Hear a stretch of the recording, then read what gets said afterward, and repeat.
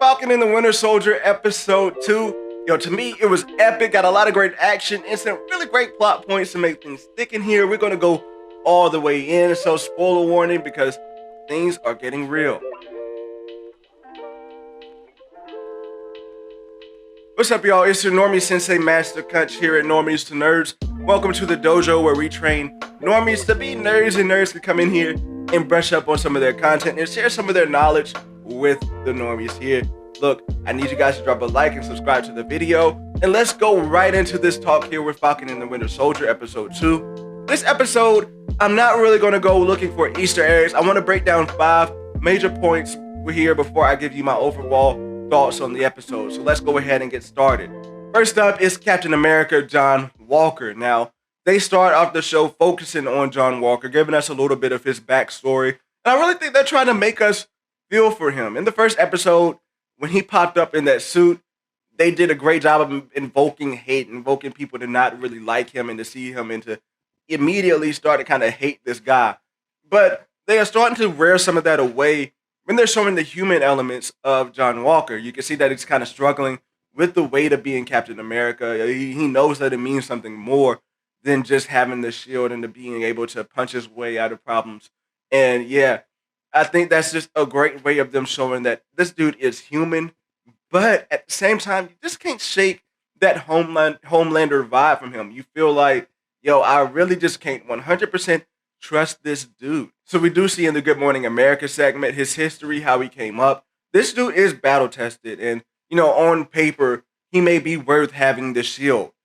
I can see that, but you have to tell that to Sam and Bucky, especially Bucky. Bucky is looking at the TV screen pissed.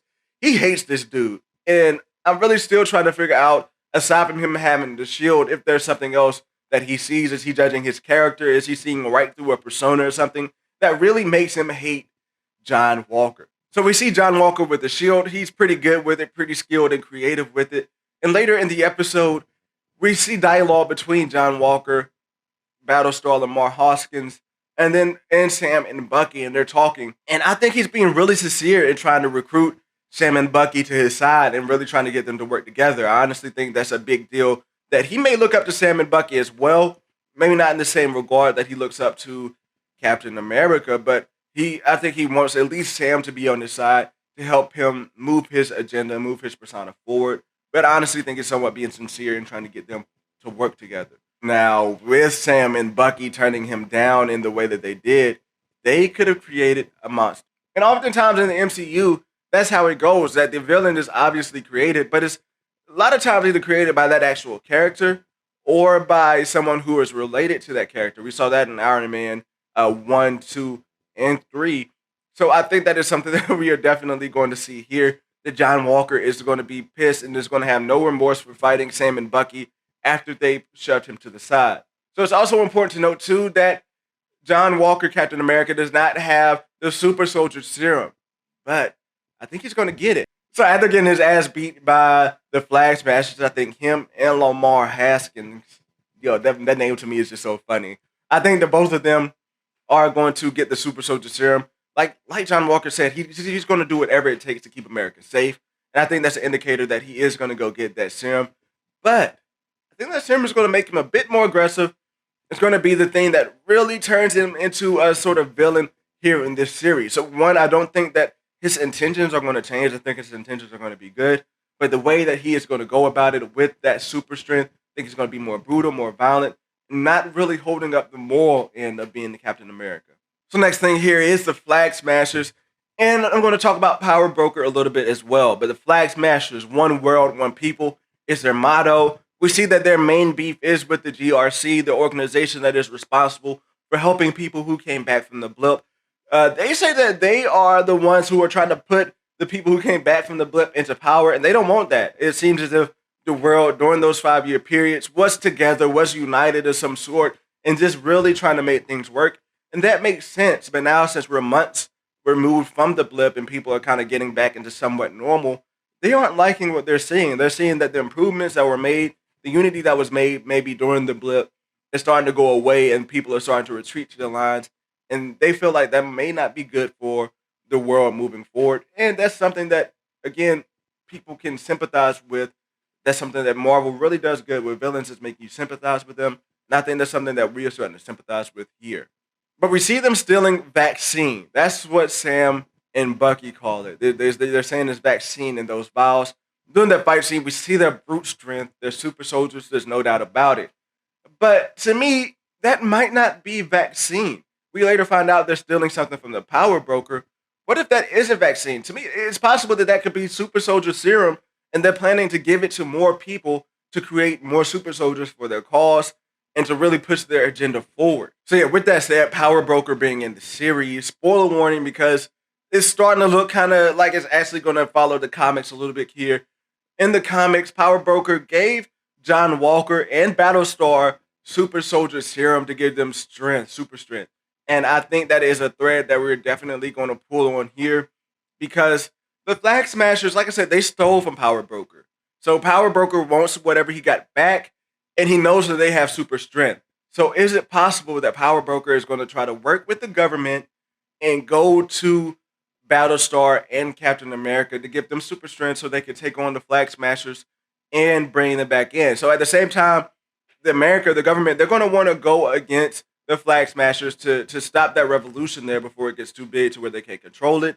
So this all makes sense to where Power Broker and Captain America, John Walker, and Battlestar will work together to beat their common enemy, but they will not be common heroes in this type of instance because they have their own agendas behind these things.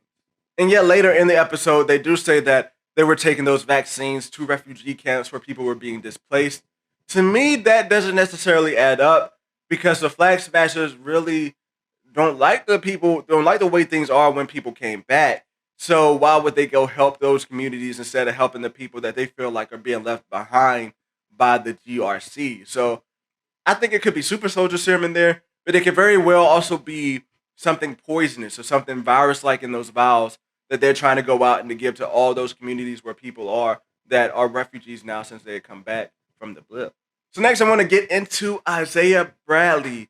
We find out that he actually faced off with Bucky and Guyang in the Korean War back in the 1950s.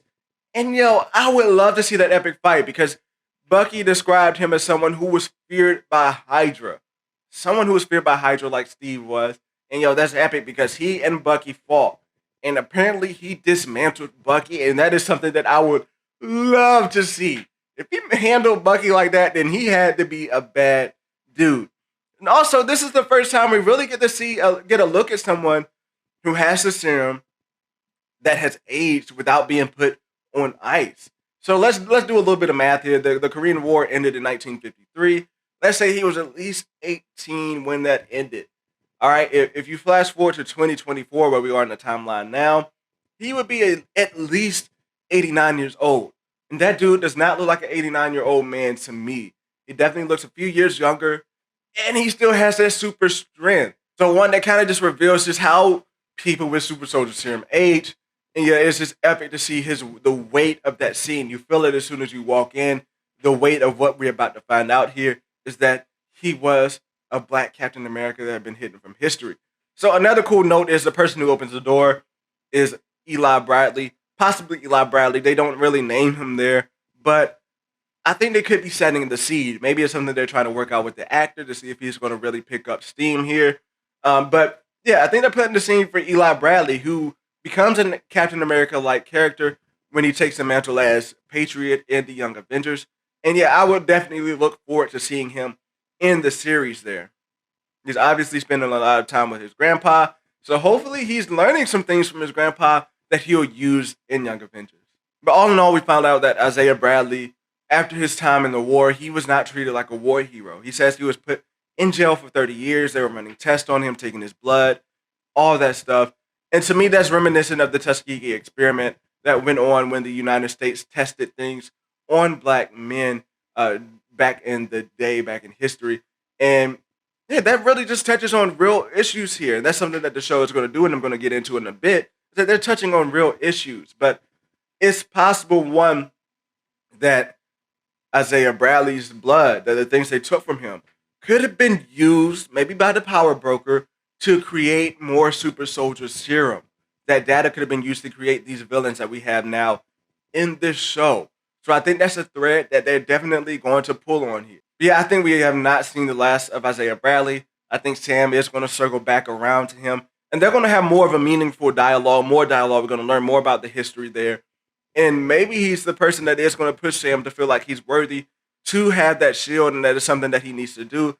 Who knows? But yeah, I think it's just great that we got to see this nod to the history, and yeah, I'm looking forward to seeing more Isaiah Bradley. Now, with that in mind, let's talk about some of the ways they address social and racial issues in this show. I really haven't seen as many people as I thought triggered on social media. Like, I thought a lot of people would be triggered even by seeing Black Cap or these meta jokes about Black Falcon or what have you. I thought people were going to be triggered. But yo, one note, that Black Falcon joke was hilarious to me because I myself have called Falcon Black Falcon before without thinking about it, because he doesn't even wear black. He's just a black dude. But it was just a hilarious joke that they acknowledged that, very meta. I think that was a cool thing to add in. But something good that this show is doing is not hitting people over the head with this message. This show is not going to the extremes of racism. They're showing everyday racism that is not necessarily blatant and is not extreme. And I honestly don't think it's making folks that uncomfortable. If anything, I feel like people may be learning from these moments of this is what it's like. When we see the police pull up on Bucky and Sam, and they start questioning Sam, not Bucky. Both of them are going back and forth, but they're questioning Sam. And Sam is getting upset because it's like, yo, why are you coming at me like this? We're not even doing anything wrong. I'm not showing you ID because we're just talking here. And they don't recognize Sam. And that's something that happens in everyday life. It even happened with the NBA player not that long ago. The police didn't recognize Sam, but once they did, their tune changed and they were going to let him go. They no longer asked him for ID. Sorry, I didn't recognize you without your goggles. Those are things that happen in real life, and they're not smacking people over the head with it. And I also think it helps that Bucky is there to kind of help have his point of view and what's going on, and it's really just not making this seem like it's all about being woke, that it's not just a woke show, but this is gracefully trying to educate people on some of these issues that we're tackling in America right now. So lastly, before I get to my last thoughts, we have Sam and Bucky reuniting in this episode. And they're still, even though they have beef, the show is still leaning into the bromance theme of their relationship here. And those scenes are pretty funny and hilarious when you look at it, the way they're staring at each other, the way they rolled in the grass on top of each other. It's pretty funny and hilarious. But the theme of their relationship is this. We find out later in the episode the main reason why Bucky is so mad at Sam is not necessarily because the shield is in someone else's hands. It's because he feels that Sam is proving Steve wrong. Steve gave Sam the shield because Steve saw something in Sam that felt like he was worthy to have the shield. And Bucky saw that too. Bucky believed Steve was right. Steve also thought that Bucky was changed, that Bucky was still a good person, somebody who deserved to live and to live a life free. When he sees Sam turn that down, he thinks, damn, what if Steve was wrong? And those thoughts are starting to creep into the head of self-doubt. That what if Steve was wrong? What if I'm not a good person? What if I can't move forward? And those are even echoed when he's talking to Isaiah Bradley. Isaiah Bradley was like, you can't just wake up and decide what you want to be. Those thoughts and those sentiments are weighing heavy on Bucky. That's why Bucky has such a hate for what Sam did, because he feels like he's proven Steve wrong. And if Steve was wrong about Sam, then Steve was wrong about Bucky, is what he feels like. So Bucky is starting to question himself. And when it comes to Sam, he talks about his reasons for not wanting the shield, and that he feels like Steve and Bucky would never really understand those reasons. And it's really because of the implications of being a black Captain America is what he is talking about, that the weight of American history, the weight of what it means to be a black Captain America, he feels like they would never really understand that dynamic of talking about things and talking it out, to kind of understand where people are coming from. I think that's going to be huge and a great plot point here between Sam and Bucky. Lastly, they talk about separating after everything is done here to not see each other again. I think that's very possible. Is it likely? I don't think so, because of how the show I think is going to end. But I definitely think that it's possible in a thread that could come true.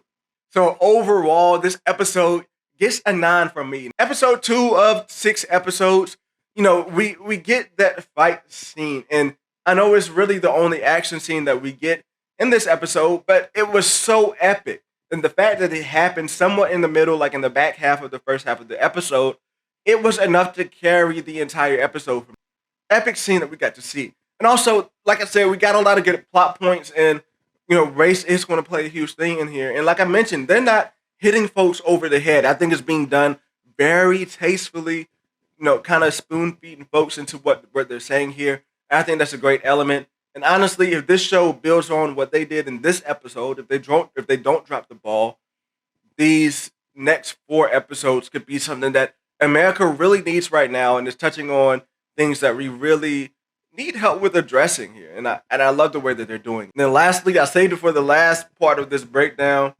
just like the last part it was in the show. We got Zemo. Now, that music to bring Zemo in, that is some of my favorite music from animes, especially from Hunter x Hunter.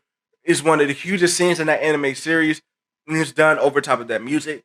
So that music is epic, and we feel that. But Zemo and what he's going to be doing moving forward, I think that we are going to see Zemo, Sam, and Bucky work together to get the information that they want. But I think that's as far as we go down the road with them working. I think that Zemo is going to have a plan in place because he is that master tactician. So we are going to see Zemo, I think, break away from Sam and Bucky maybe at the end of this episode and start to work on his own agenda. Maybe leading towards some of the Thunderbolts things that people are talking about. Who knows? But yeah, Zemo is definitely going to do what Sam and Bucky want at first, because he doesn't want that number of super soldiers out there like that. But he is going to go do his own thing. He is a villain at the end of the day. He's going to go out there and have his own plan in the works. But let me know what you guys think in the comments below. What do you think Zemo's role is going to be in this next episode? Also, what do you think John Walker is going to do? Do you think he actually is going to get that super soldier serum and turn bad? Are you liking John Walker a bit more after this episode? Look, just let me know. As always, drop a like and subscribe to the channel. Look, it's been a pleasure being here with you. This is your Normie Sensei, Master Kunch. I'll catch you guys on the next one here at Normies to Nerds as we make that journey to nerd.